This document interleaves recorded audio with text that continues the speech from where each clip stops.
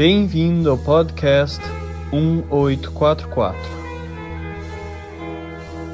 A apresentação: Washington Araújo.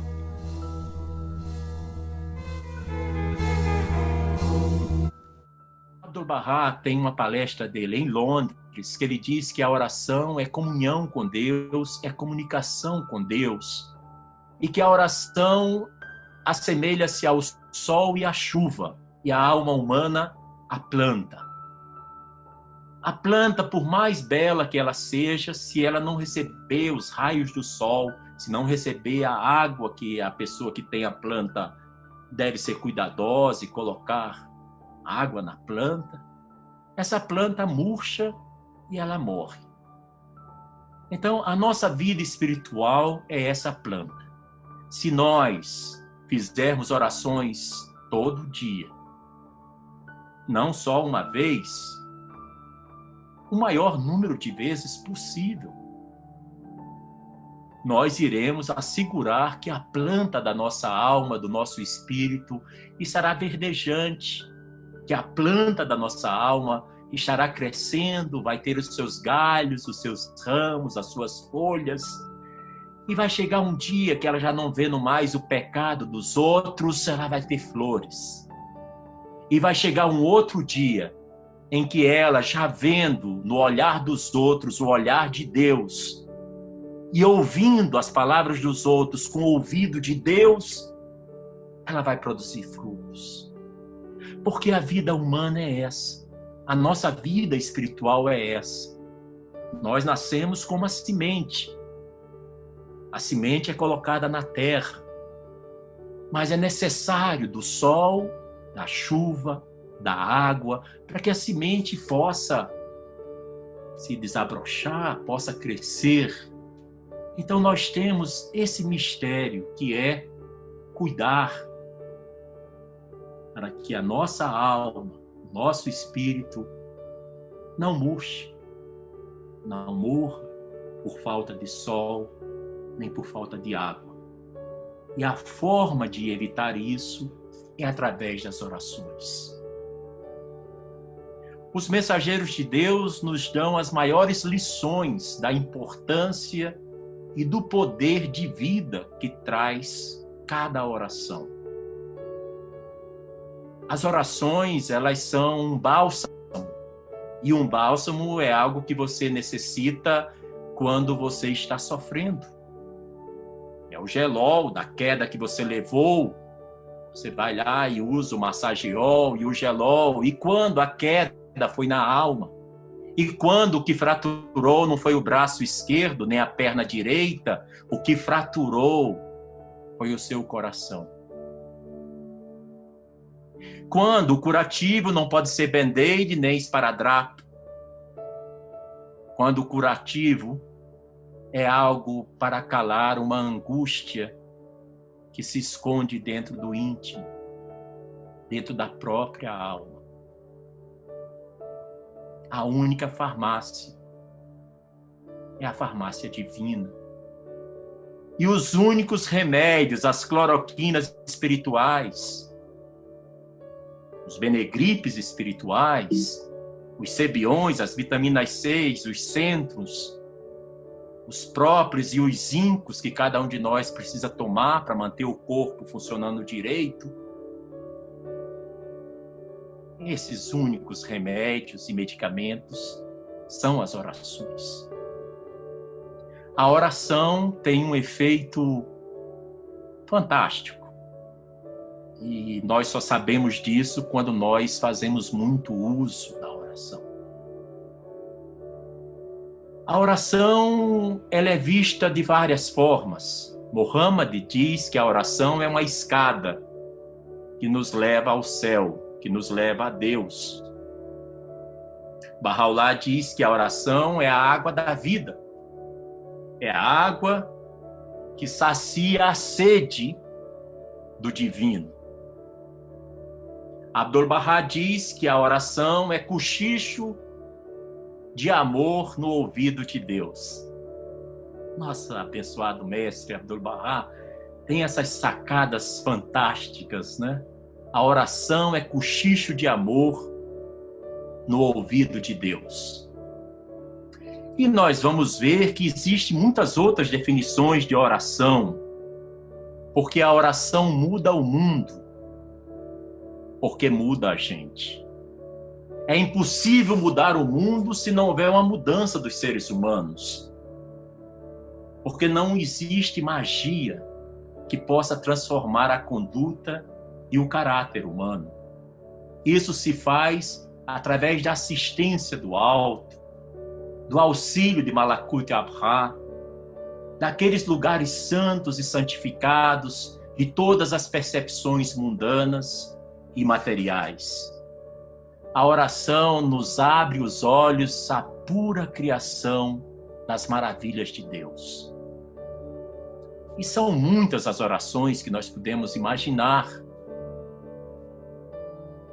Nós sabemos, em 2020 anos presumíveis da existência do cristianismo, apenas uma oração foi legitimada, foi autenticada como sendo a oração revelada por Jesus Cristo.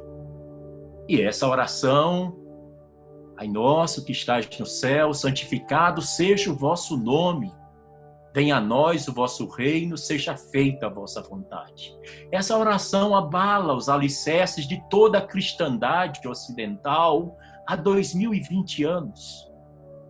Mas poucos param para analisar o que está de segredo e poderoso mistério dentro dessas palavras tão simples. Primeiro, Pai Nosso já está logo nivelando toda a criação como filhos dele. Porque é Pai, não meu. Não está dizendo Pai meu que estás no céu, está dizendo Pai Nosso que estás no céu. Então, de cara, nós somos todos irmãos. Independente se existem pessoas que acreditem em Deus e que não acreditam em Deus. Independente se conhecem Deus através de sua santidade Buda, de sua santidade Zoroastro, de sua santidade Moisés, ou de sua santidade Ubab. Na hora que se diz, Pai nosso que estais no céu, santificado seja a vossa vontade, já está logo dando os mistérios da oração. Ninguém se sinta superior a ninguém, porque todos são filhos do mesmo Pai e do mesmo Deus. E quando nós fazemos orações, nós estamos nos comunicando com o nosso Pai. Isso é algo impressionante. Quando fala, seja feita a vossa vontade, está logo deixando claro que a nossa vontade não está nem aí. A nossa vontade não vale nada no jogo do bicho. A vontade que vale é a de Deus. Seja feita a vossa vontade. Mas é irônico, é contraditório que milhões e milhões de seres humanos todos os dias façam a oração do Pai Nosso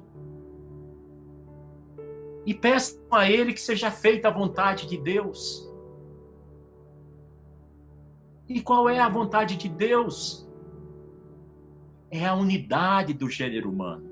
É a unificação dos povos e raças da Terra em uma fé comum. A vontade de Deus é a percepção de que é possível estabelecer aqui na Terra o reino de Deus. E vai assim a oração, muitas coisas passam despercebidas. Então vem um primeiro aspecto que eu queria compartilhar com vocês. A atitude devocional.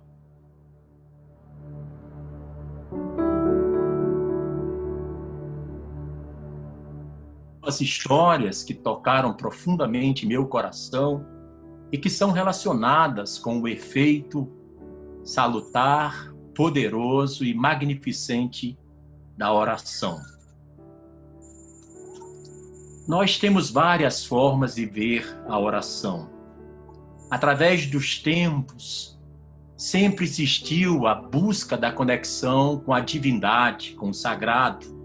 A criatura buscando se conectar com o Criador.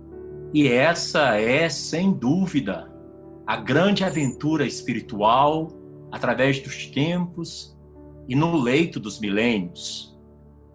No mundo antigo, podia-se encontrar tribos, povoados, vilarejos e até aquelas cidades mais antigas, como Atenas, como a Judéia, como Roma, que podia faltar o ginásio, podia faltar uma escola de filosofia, podia faltar uma praça, mas nenhuma delas podia faltar o lugar da adoração a Deus, o lugar do templo. Então o templo, ao longo dos milênios, foi um ponto de reunião, um ponto de encontro do que é finito com aquilo que é infinito, do que é limitado com aquilo que é ilimitado. A busca de amparo, de consolo, de felicidade, é a grande busca para entender os mistérios da oração. E todos os mensageiros de Deus têm ensinado como nós devemos fazer orações, como nós devemos buscar nos aproximar daquela essência incognoscível, daquela beleza sagrada do semblante de Deus. Nós vamos ver desde os 10 mandamentos, com Moisés, quase 5.000 anos atrás, o judaísmo, no livro sagrado, a Tora, o Antigo Testamento, o Pentateuco. Muitas das passagens se referem às orações. As pessoas fazem orações para tudo. Fazem orações para poder ter um bom plantio da sua fazenda, da sua horta. E fazem orações para terem também uma boa colheita. Fazem orações para nunca faltar o alimento sobre a mesa.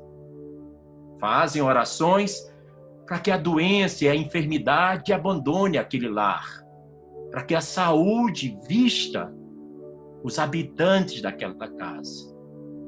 Fazem orações para tentar desafogar um coração oprimido, cansado, um coração sobrecarregado com os pesos e os trabalhos árduos do dia a dia. Na verdade, o que mais nós gostamos de fazer é pedir as coisas. E há muito tempo já descobrimos que só tem um que é o grande doador, que é a personificação da generosidade, que é o que tem tudo, o que existe na terra, o que existe no céu e o que existe entre o céu e a terra. E esse alguém atende pelo nome Deus. A oração é a vida.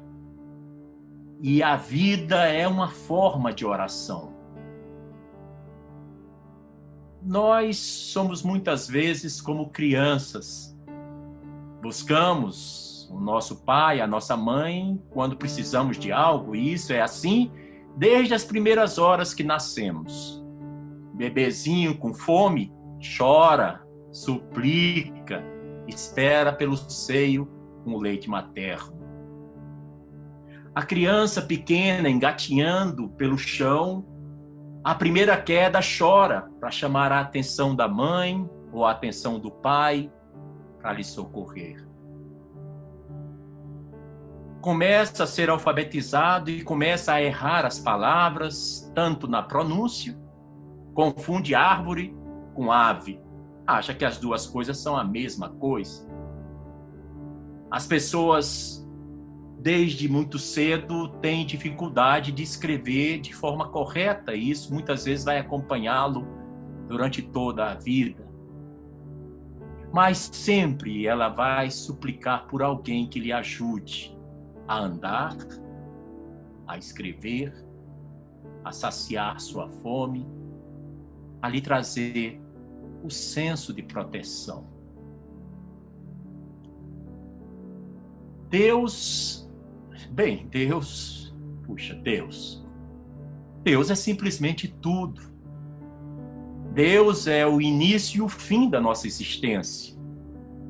As horas que nós passamos comungando com Deus, conversando com Deus, através das orações e através do serviço à criação de Deus, são as horas mais valiosas de toda a existência humana. Os seres mais elevados que jamais pisaram sobre a face da terra foram os escolhidos por Deus para portarem, para trazerem a sua mensagem. E a maior parte da vida desses seres sagrados, desses mensageiros de Deus, foi despendida fazendo orações.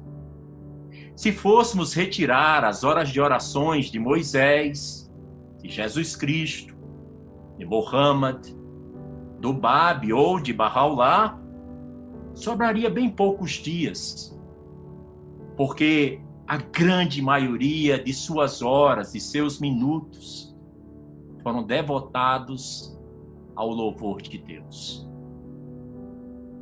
Às vezes nós fazemos orações meio que no piloto automático. Começamos, ó Deus, guia-me, tu és o forte e o poderoso, esquece as palavras do meio, não lembra. É o que eu chamo de disse a oração no piloto automático. Outras vezes diz, ele é o rei, o onisciente, o sábio, aí pula para lá se fizer com sinceridade absoluta e depois diz, louvores a Deus, o Senhor de todos os mundos. Então a epístola de Ahmad, que é belíssima, e cada letra daquela epístola tem um poder especial, passa despercebida. Porque parece que o nosso desejo é cumprir a tabela. É como o gerente do banco que precisa vender um número de seguros muito grande durante o mês. Enquanto ele não vende aqueles seguros todos para sua clientela, parece que o mês não foi legal. Minhas queridas amigas, meus queridos amigos, como é bom a gente poder fazer oração na atitude devocional adequada. E o que seria, Tom, essa atitude devocional adequada? Tem uma compilação que a editora Bahá'í publicou em meados dos anos 80 sobre a importância da oração e da meditação. É uma compilação de cores branca e uma cor lilás, bem fininho, mas ali tem tudo. Resumidamente, eu posso dizer que, primeira coisa, a atitude devocional. A gente tem que esperar com alegria, com um sorriso nos lábios, com um brilho nos olhos, o momento em que vamos fazer nossas orações. Não pode ser sempre no tranco e no barranco. Ih, esqueci de fazer a oração. Ih, meu Deus, ainda tem que fazer a oração e o dia está terminando. E entre meio-dia e o início da noite eu não fiz a oração obrigatória curta e eu tenho que fazer entre meio-dia e o início da noite, porque é esse o horário que Bahá'u'lláh revelou para que ela fosse feita. Então nós precisamos, na atitude devocional, a primeira coisa é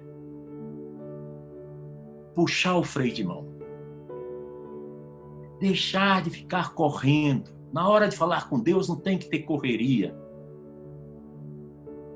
Deixar de ficar com tantas mil preocupações, que está fazendo a oração e está pensando no boleto que está vencido, no aluguel, na conta da luz, da Coserne, da Caerne, que está preocupado porque o Mercado Livre não mandou o que já foi pago e no meio está dizendo, dá-me de beber da doce correnteza de teu amor.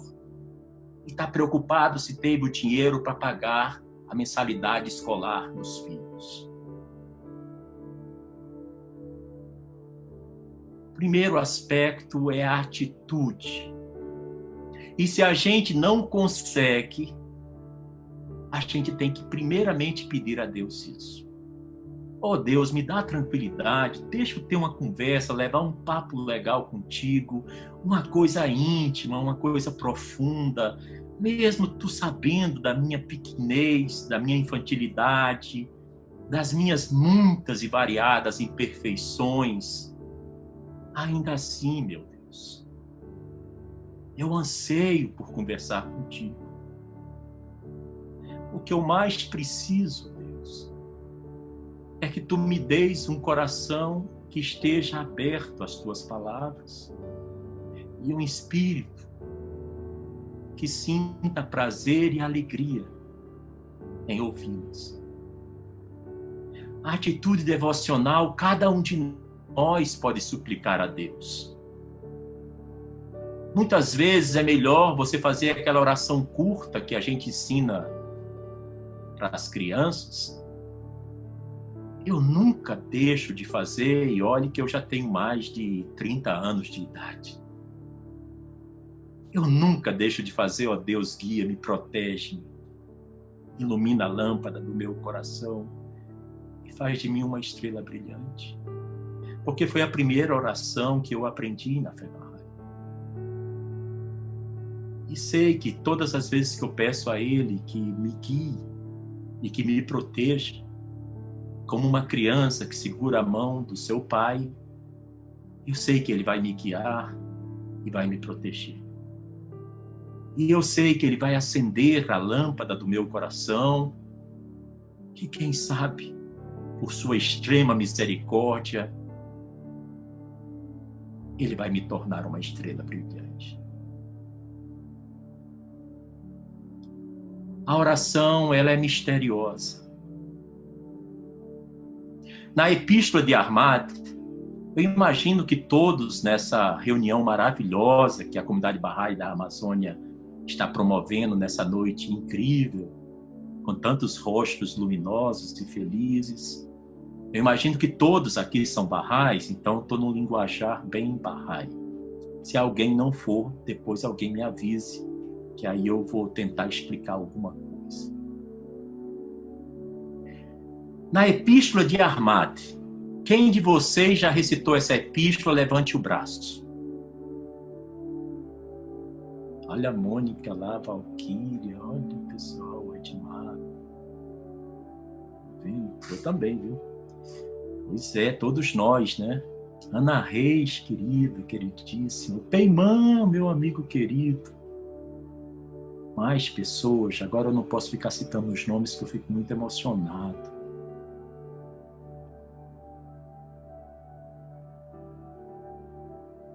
Na Epístola de Ahmad tem um segredo que nas minhas humildes reflexões considero dos mais valiosos sobre a arte da oração. Sim, é uma arte orar. Você tem que aprender a orar, porque orar não é só ler. Orar não é só pegar um livro, abrir e fazer aquela leitura, muitas vezes até muito bem feita, bem entoada, com as palavras bem pronunciadas, com a cadência, com o ritmo, tudo. Mas orar é mais do que isso. Senão as pessoas que tiveram problema de nascença, de mudez, nunca iriam conseguir falar com Deus, que não conseguem articular som. O segredo, a meu ver, um dos segredos da Epístola de Ahmad é que diz: aquele que recitar esta epístola com sinceridade absoluta, Deus lhe banirá o desgosto, resolverá as dificuldades e removerá as aflições. Mas tem um pré-requisito. Tem que ter sinceridade. Mas não é qualquer sinceridade, é sinceridade absoluta. Então, sempre que a gente vai fazer orações, é importante que a gente procure ser o mais sincero possível. E aí eu faço uma confidência para vocês. Eu nunca gosto de ler uma oração, de fazer uma oração sem antes ter lido antes. Para ter entendido o que eu vou ler quando eu estiver conversando com Deus. Eu não gosto de ser pego de surpresa. Tom Araújo, faça essa oração aqui, já vem aquele dedão apontando. Eu quero me sentir familiarizado da oração, eu quero me sentir íntimo da oração. Então, antes eu procuro ler a oração baixinho para ver o que a oração está falando, o que ela está pedindo, para na hora do vamos ver, na hora da conversa com Deus, eu falar com a maior sinceridade que me for possível. Espero que Deus considere que seja com sinceridade absoluta, mas que seja com a maior sinceridade que me for possível.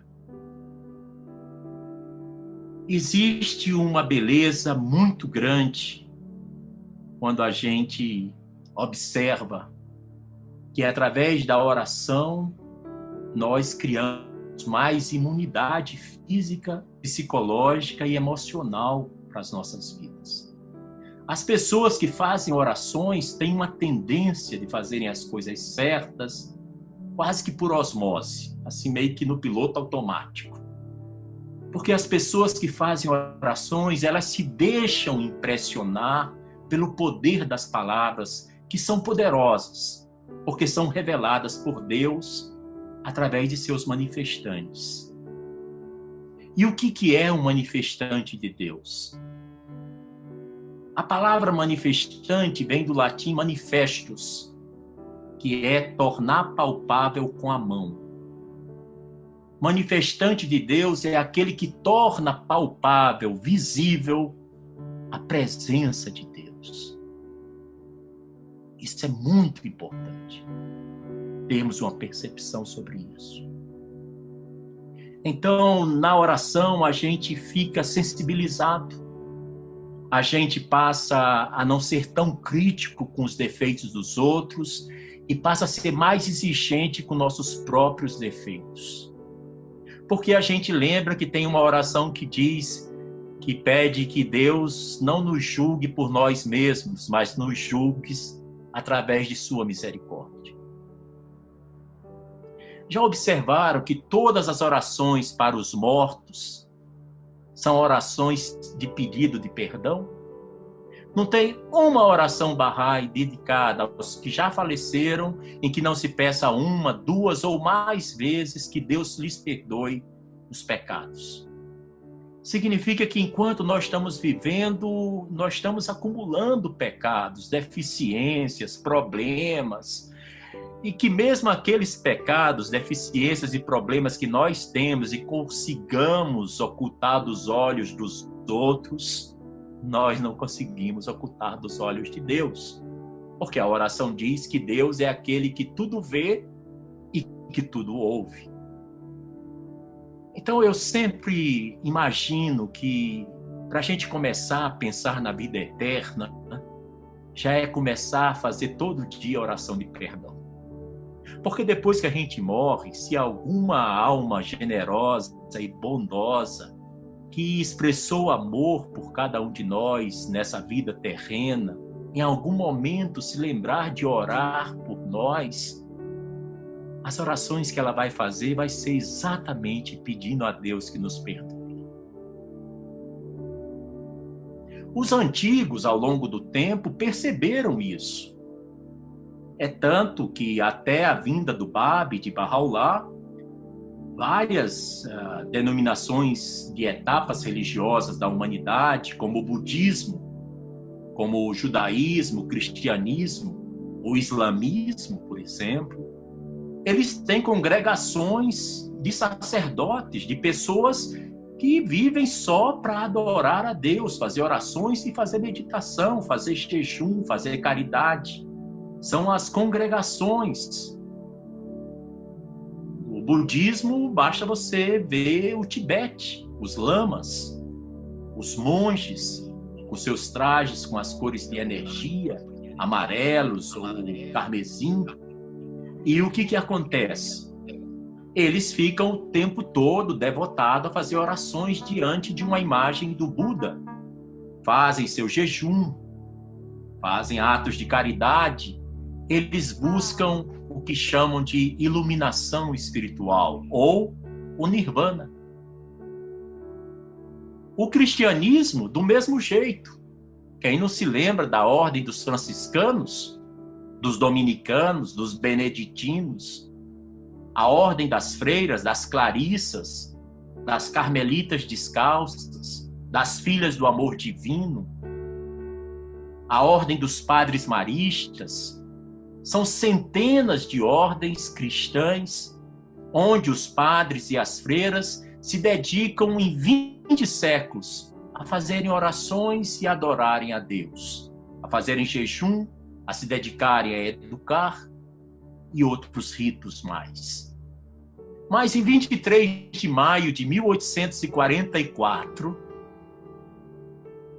o abençoado Babi disse que esse era o dia do cumprimento das promessas de Deus, do cumprimento das profecias. Era o dia em que as estrelas cairiam do céu.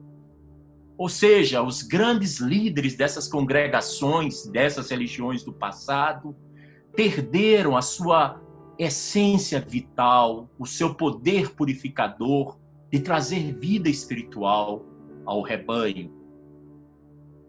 E Bahá'u'lláh, 9 anos depois do Babi, diz que a igreja agora deve ser construída no coração do ser humano. Ó filho do homem, teu coração é meu lar. Santifica-o para a minha descida. Teu espírito é a sede da minha revelação. Purifica-o para que nele eu possa me manifestar. Durante 20 séculos, se achava que para reunir com Deus tinha que ir numa igreja, numa catedral, num mosteiro, num templo.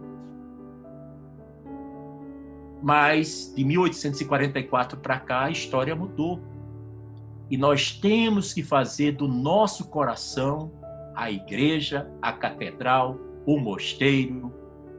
Nós temos que fazer o nosso templo de 9 pontas. É dentro do coração humano. Então, para onde a gente vai, o nosso templo vai junto. E não precisa de nada, como a Rosana Garnier-Jade tão carinhosamente lembrou na abertura dessa bela reunião. Ela lembrou que para fazer oração você não precisa de mais nada. É algo que qualquer um pode fazer. E é verdade, absolutamente verdade. Teu coração é meu lar, santifica-o para a minha descida. Quer dizer, Deus já sabe que o nosso coração precisa ser santificado. Daí tantas orações que nós precisamos fazer. Eu queria comentar com vocês uma oração que muitos de nós fazemos. Eu vou dizer as 3 primeiras palavras e quem conhece, levante agora o braço direito. Há quem remova as dificuldades a não ser Deus?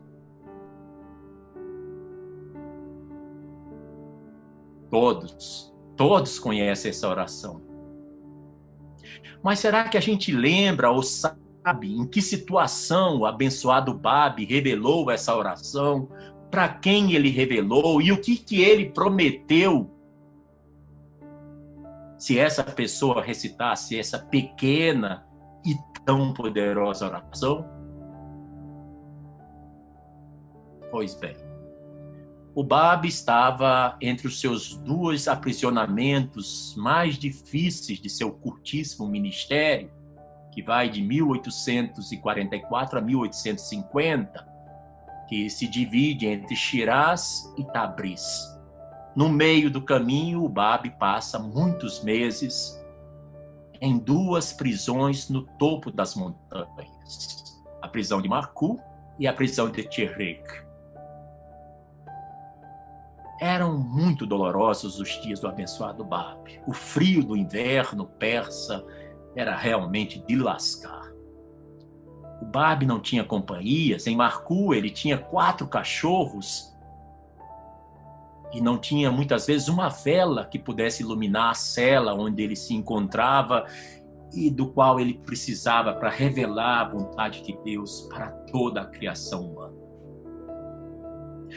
Um dia chega até o Babi a notícia de que sua amada esposa, Khadija, estava sofrendo muito, angustiada, com o coração partido, que vivia o tempo todo em preces e em lamentações.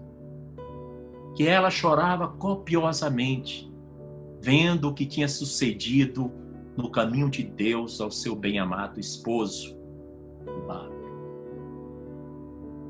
O Babi recebeu, então, essa informação e, então, no mesmo momento, ele escreve uma carta, que é uma epístola. A palavra epístola é o nome antigo e solene para uma carta. Antigamente se dizia, vou mandar uma epístola. Até não precisava ser mensageiro de Deus, qualquer pessoa podia mandar uma epístola, porque epístola é o nome antigo da palavra carta.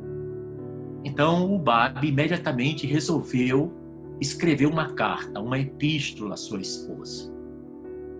E no meio dessa carta ele diz: sei das tuas dores e pesares e teus sofrimentos. Quero que tu recites essa prece sempre que te sentires imersa em angústias e aflições. E depois de recitá-la, é como se eu tivesse te visitado pessoalmente.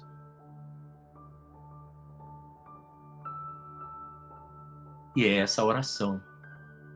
A quem remova as dificuldades a não ser Deus, dize: louvado seja Deus. Ele é Deus. Todos são seus servos e todos aquecem ao seu mandamento. De novo, nós temos uma oração muito curta, mas com poderes extraordinários de proteção, de consolo de alma, de conforto espiritual, de paz para um coração aflito, para a resolução de problemas,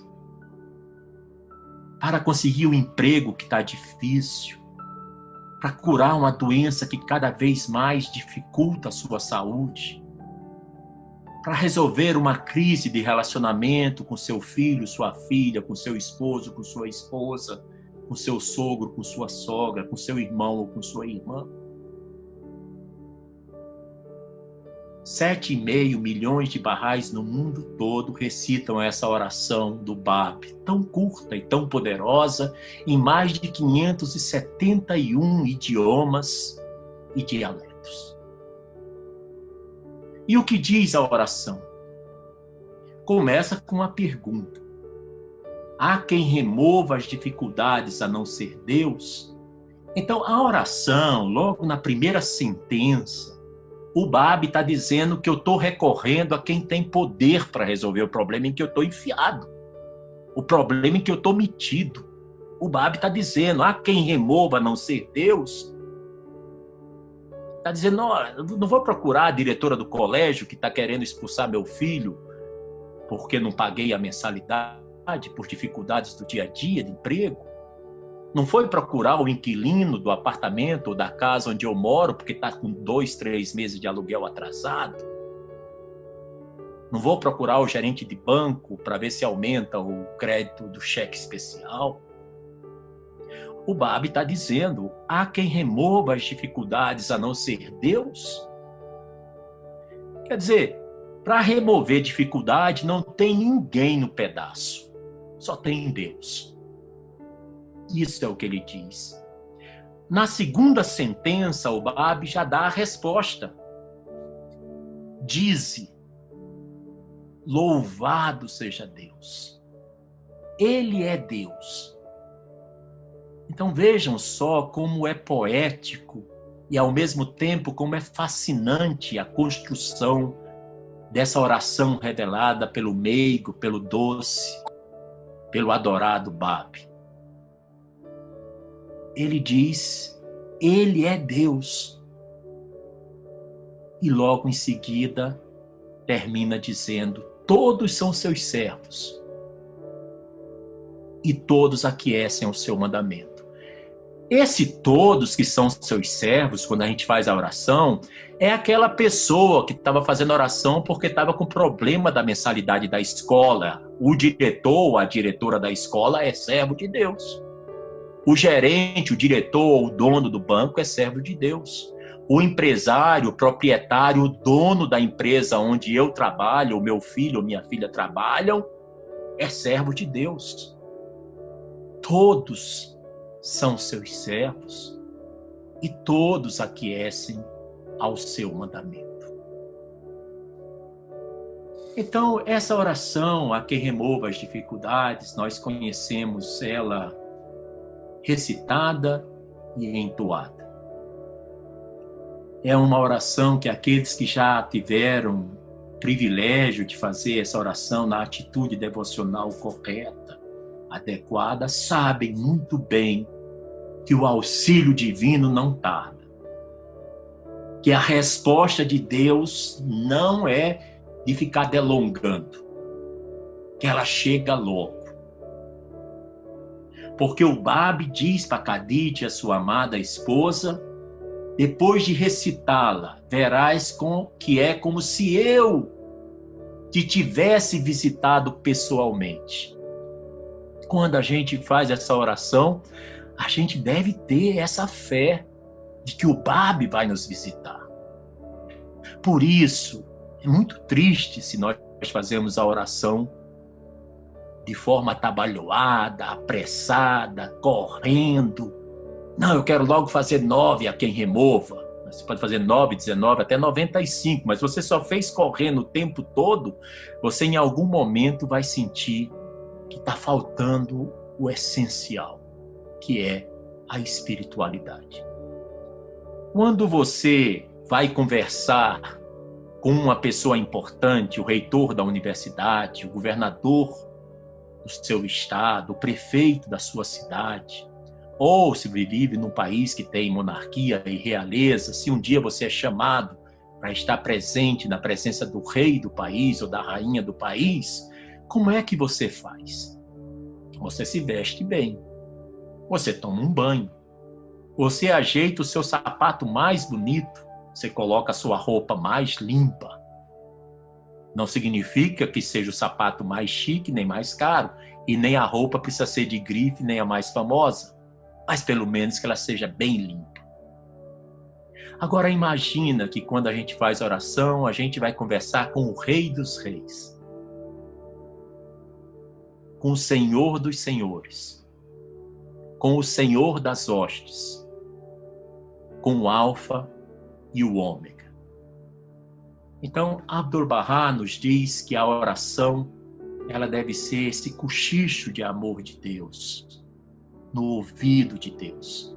E também nos ensina de forma tão preciosa que nós devemos, logo que fazemos as orações, seguir as inclinações que nosso coração tenha. Ou seja, a gente faz a oração, não terminou o nosso trabalho da oração. A oração vai continuar pelas nossas atitudes, pensamentos e ações que vão se seguir. Senão a oração fica pela metade, fica capenga. A palavra oração em português já diz tudo. Oração. Você começa orando e termina em ação. Então, a oração é o momento em que nós transformamos palavras em pensamentos, em atitudes e em ações. Eu queria compartilhar com vocês um outro aspecto sobre essa oração do abençoado Babi, a quem remova as dificuldades. Quem aqui já viu ou já esteve na Terra Santa e visitou o santuário do Babi? Levante o braço. Bem, metade já, né? E quem aqui, é mais fácil agora, e quem aqui já viu uma foto, uma imagem do santuário do Babi? Levante o braço. Todos. Muito bem. Você, quando tem o privilégio de estar lá no santuário do Babi, a rainha do Carmelo, que fica sobre o Monte Carmelo, um monte, uma montanha que foi abençoado pelas pegadas dos profetas do passado, desde o Antigo Testamento até Jesus Cristo, que caminhou sobre o Monte Carmelo. Bahá'u'lláh estendeu a sua tenda ali, logo atrás do santuário do Babi. O atrás é meio confuso, porque você não sabe de que lado eu estou olhando. Mas ali, vamos dizer, em volta do santuário do Babi, Bahá'u'lláh colocou a sua tenda. E o amado guardião, desde a época de Abdu'l-Bahá, tinha mandado colocar uns lindos ciprestes no lugar em volta de onde foi erguida a tenda da suprema manifestação de Deus para essa época, Bahá'u'lláh. E Bahá'u'lláh, naquele lugar, apontou com o dedo do poder e da glória, que era ali que deveria ser erguido o santuário do abençoado Báb, o ponto primordial. Quando a gente chega diante daquele lugar espiritualíssimo, belíssimo, as nossas lágrimas chegam muito antes de nós mesmos pisarmos o Monte Carmelo. Muitas vezes nós choramos porque nos sentimos, no meu caso, indignos de estar ali. Outras vezes nós choramos porque lembramos dos dias difíceis e sofridos que o Báb passou. Outras vezes nós choramos pela maneira cruel com que lhe foi retirada a vida terrena, com menos de 31 anos de idade. E outras vezes nós caímos em lágrimas, imaginando que foram 59 anos, desde que ele foi fuzilado em 1850, até chegar no Nauruz, em 1909, e ali ser colocado os seus restos sagrados. A cena daquele Nauruz de 1909 nunca me sai da mente.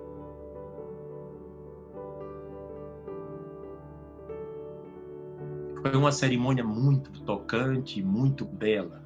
Foi muito, muito, muito extraordinariamente bela e abençoada. Abdu'l-Bahá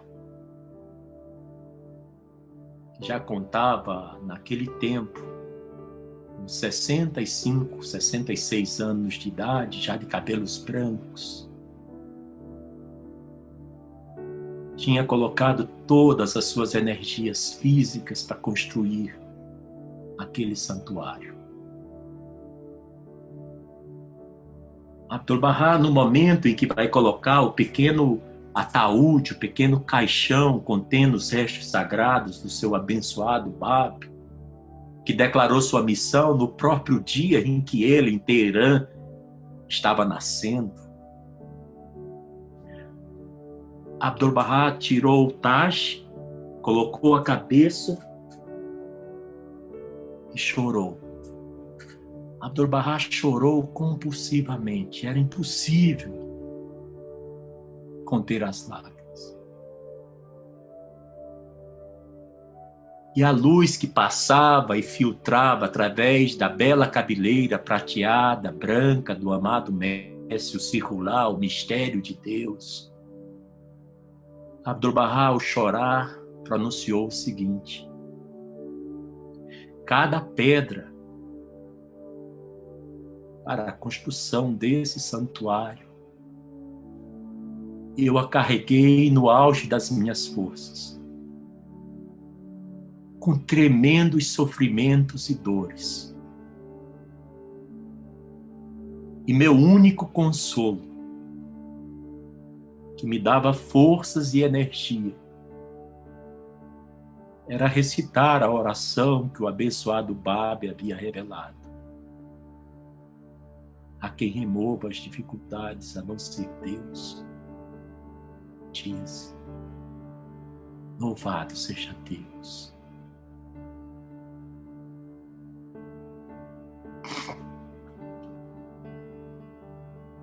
Eu citei para vocês duas orações nessa breve reunião. Já estamos nos encaminhando para o finalzinho e começar as perguntas, caso existam.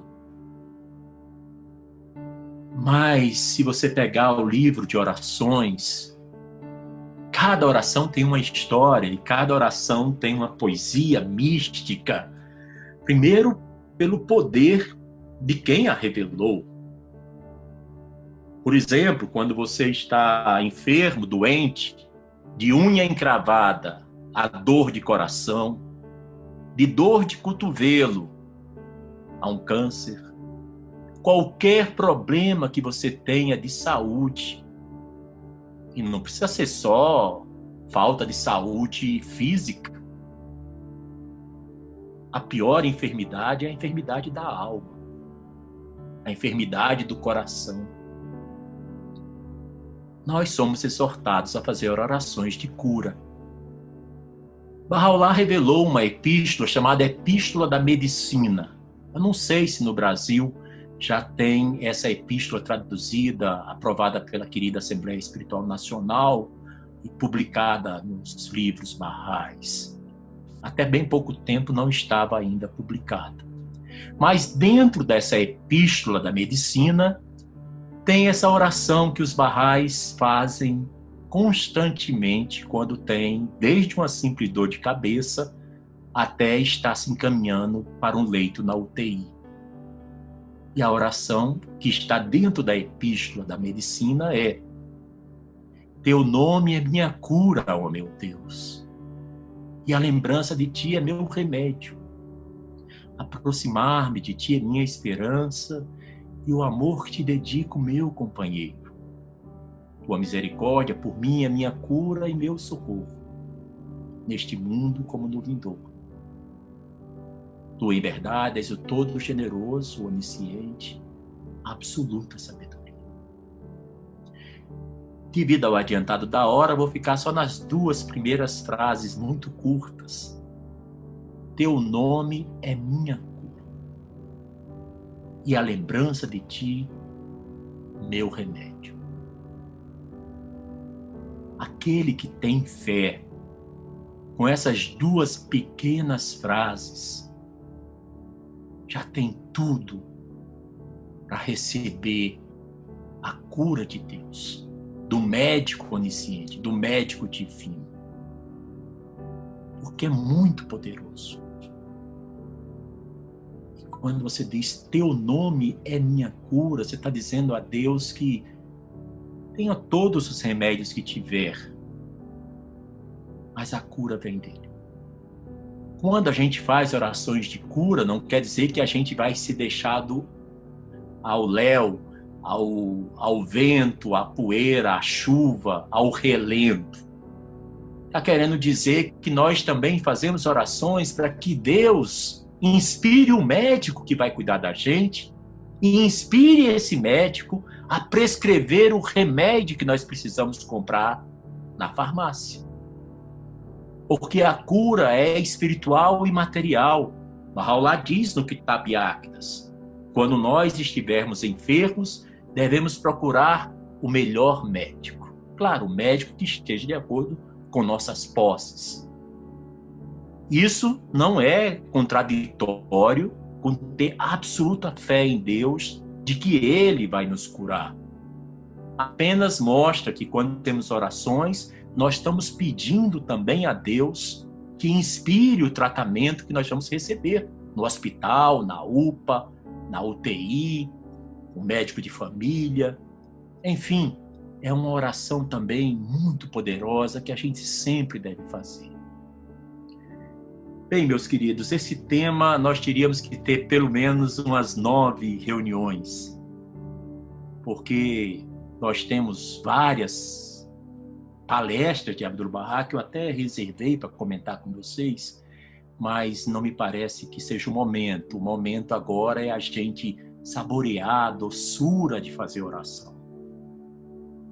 E uma coisa, quando eu estava visitando o templo de Lotus, na Índia, em 27 de dezembro de 1986, eu tinha tido essa grande felicidade de, com 27 anos de idade, estar na inauguração, na dedicação do Templo do Lótus, em Nova Delhi.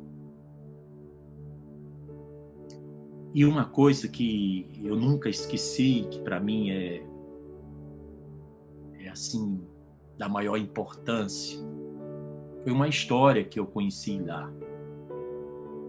Conta que Ruya Hanum foi visitar um templo hindu. Estamos em Nova Delhi, falando em Nova Delhi. E ela comprou o mais lindo arranjo de flores, flores brancas, belíssimas, perfumadas, para entrar no templo dedicado a Krishna e colocar esse ramalhetes, essa corbelha, esse arranjo floral tão bonito. E quando ela está entrando, ela está embevecida com aquelas orações, com aquelas rosas, com aquele espírito que ela estava indo lá fazer esse ato de adoração a Deus. Então ela se aproximou e um monge a acompanhava desde que ela entrou no templo hindu.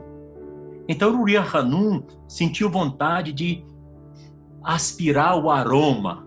E o monge tocou no ombro dela e disse: Senhora, não faça isso, porque todas essas flores são para sua santidade Krishna, inclusive o perfume. Quando a gente faz oração, devemos sempre lembrar que a nossa respiração deve estar com Deus, os nossos olhos devem estar com Deus, mas principalmente que os nossos pensamentos, que muitas vezes é o mais difícil, devem estar com Deus.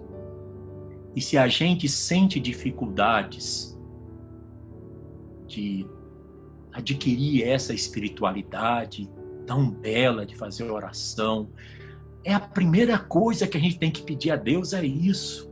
Oh, meu Deus, me dá espiritualidade. Oh, meu Deus, comove minha alma. Faz com que eu perceba a beleza de cada letra, de cada palavra, de cada sentimento que ali está expresso. Então você pega uma oração que diz: não sei, ó meu Deus, qual foi esse fogo que acendeste em teu domínio. Nem a água poderá nublar o seu esplendor. Ou dá-me de beber das doces correntezas de teu amor. Ou cria em mim um coração puro, bondoso e radiante. Cria em mim um coração puro, ó meu Deus, e renova dentro de mim uma consciência tranquila. É uma das orações que eu mais gosto de fazer. E acho que todos vocês, de alguma forma, também devem gostar, porque é uma oração que a gente pede a Deus espiritualidade, que sai com o título Qualidades Espirituais. Cria em mim um coração puro.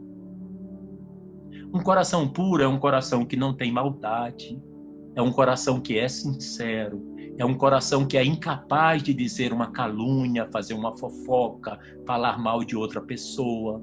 É um coração que não fica gastando tempo querendo consertar os outros, porque já tem muito pouco tempo para consertar a si mesmo. Um coração puro é um coração que não tem maldade. É como diz nos 7 vales. Ele atravessa um vale, uma cidade cheia de ouro e seu coração não se sente balançado. Ele atravessa um vale com as mais belas e formosas donzelas e seu coração também não se sente abalado. Isso cria em mim um coração puro, ó meu Deus, e renova uma consciência tranquila dentro de mim. Uma consciência tranquila é uma das coisas mais difíceis. Porque uma consciência tranquila é aquela consciência que não tem ressentimentos, que não tem mágoas. Uma consciência que tem mágoa de alguém, que tem ressentimento de alguém, ou seja, alguém te magoou, te feriu, te machucou e você não conseguiu nunca perdoar, impede você de ter uma consciência tranquila dentro de você. Então, por isso, você tem que logo dar um jeito de perdoar aquilo e esquecer. Foi machucado, paciência. O teu machucado perto dos machucados que os mensageiros de Deus passaram, que os santos de outras eras passaram, que os mártires passaram, é muito café pequeno. Você vai no Starbucks e é uma xícara muito pequenininha que você tem que beber. Acho que eu dei uma viajada agora. Bem, então, meus queridos, eu queria mais dizer também uma coisa para vocês que é muito bonito ser Bahá'í. A gente só vai perceber a grandeza da causa quando a gente percebe o quanto o mundo necessita da gente. E nós precisamos ser dignos de sermos Bahá'ís. A dignidade de ser Bahá'í é uma tarefa vital. É o que a amada Casa Universal de Justiça fala na mensagem do Nauruz, na mensagem de 9 de janeiro. A Casa Universal de Justiça atualiza aquela epístola que o amado Babi enviou aos rompedores da alvorada, quando ele diz: vós sois o fogo aceso sob o topo dos montes. A tua luz e o teu esplendor devem ser vistos de longe. Isso significa que nós temos que começar agora a ir para a segunda parte da vida Bahá'í. A primeira parte é aquela que a gente precisa dizer para os outros que nós somos Bahá'ís. Mas a segunda parte é o que a amada Casa Universal de Justiça, na minha humilde, modesta e imperfeita opinião, imagina ser. A segunda parte é não precisarmos dizer que somos Bahá'ís, mas as pessoas perguntarem: você tem algo diferente? O que é que você tem de diferente? Fala para mim. Alguma coisa eu sei que é diferente. E você descobre que a pessoa não pode dizer que você é Bahá'í porque não sabe da existência da fé Bahá'í. Mas você tem uma oportunidade magnífica de falar a ela: bem, o que você acha de diferente é que eu sou um Bahá'í. Eu tento ser um Bahá'í. Concluindo as orações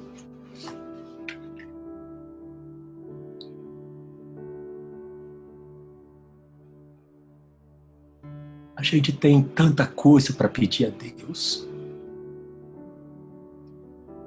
Como a gente perde tempo com coisas que não tem nada a ver.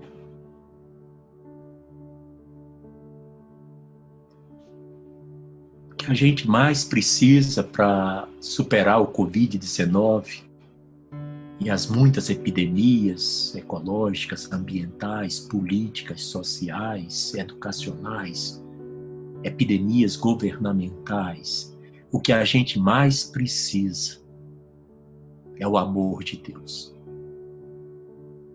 E a gente deve pedir a Deus isso. Porque quem não tem o amor de Deus, tem o temor a Deus. Se não existe o amor, existe o medo. Então a gente deve sempre pedir a Deus isso. Baha'u'lláh diz que a nossa vida espiritual, ela não tem meio termo. Eu estou em Iranduba e tenho que participar de uma reunião lá na escola vocacional, na ADCAM.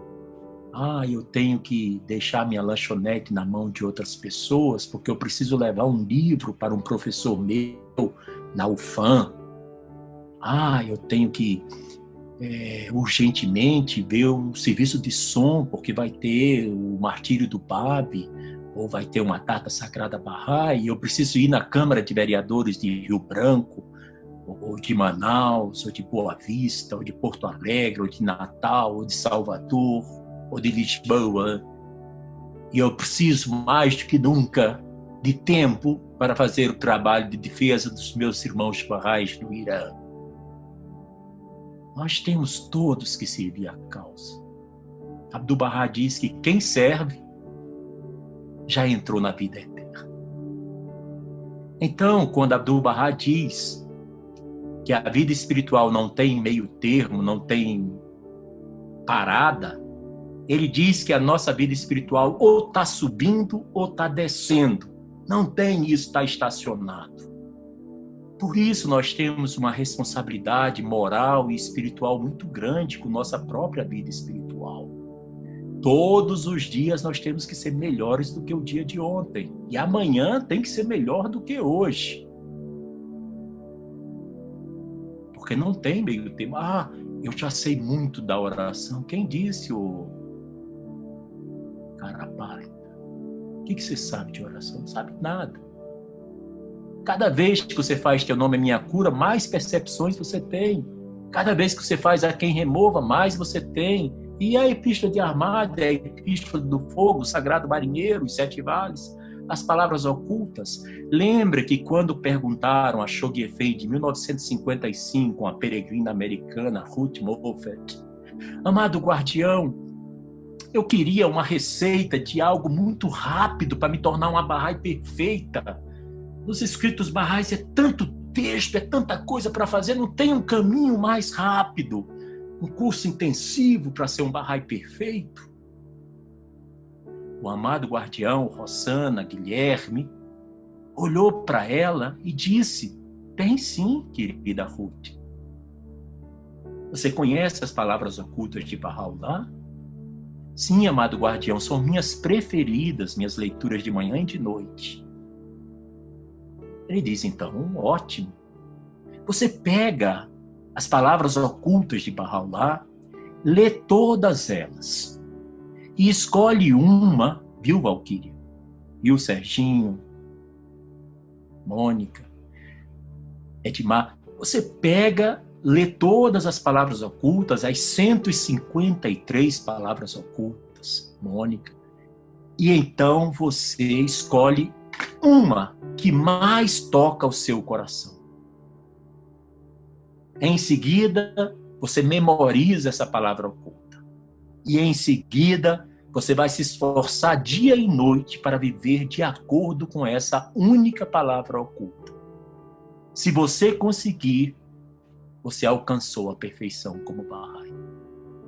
Então as orações também são assim. Queria muito agradecer a bondade e generosidade dos Bahá'ís do Amazonas, de generosamente terem me convidado. Está sendo um prazer estar com vocês. E agradeço ao Guilherme, menino de ouro, muito querido. Fizemos uma viagem ao Chile, sentamos juntos, né, Guilherme? Estava de camisa azul lindíssima, da cor da blusa da sua mãe, esse azul bonito, e uma calça azul marinho escura. Um verdadeiro diplomata Bahá'í. Eu gosto muito desse Guilherme. Mas como eu não tenho tempo de elogiar as qualidades de todos, eu escolhi apenas o Guilherme, porque está aqui no meio da minha tela. E o sorriso aqui da Valquíria, a Ana, enfim, todos vocês são maravilhosos. A oração, ela cria na gente uma outra percepção, que é não ver as pessoas pelo que elas são, mas ver as pessoas pelo amor de Deus com que Ele as criou.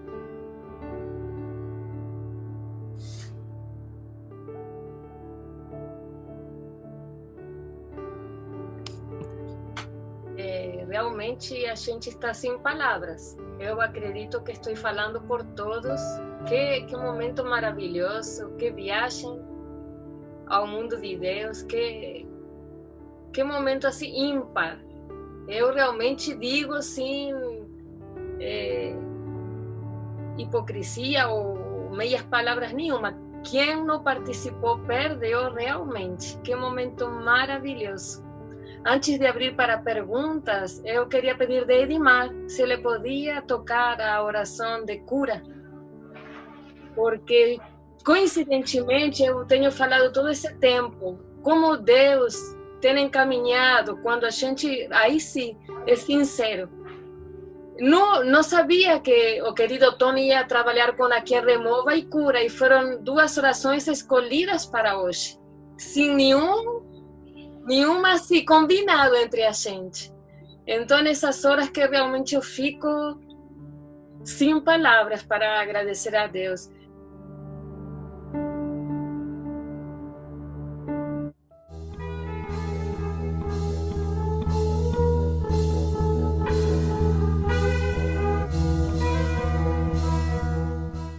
Você acabou de ouvir mais um episódio do podcast 1844. Agradecemos sua audiência e lhe convidamos para ouvir nosso próximo episódio semanal. Apresentação e comentários: Washington Araújo. Trilha musical composta por Ian Garbinato. Sonoplastia e edição de áudio Shahin Nasrabadi.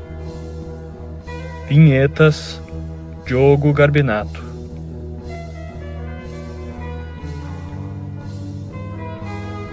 Contatos com a produção para comentários e sugestão de temas podem ser feitos através do e-mail podcast1844@gmail.com.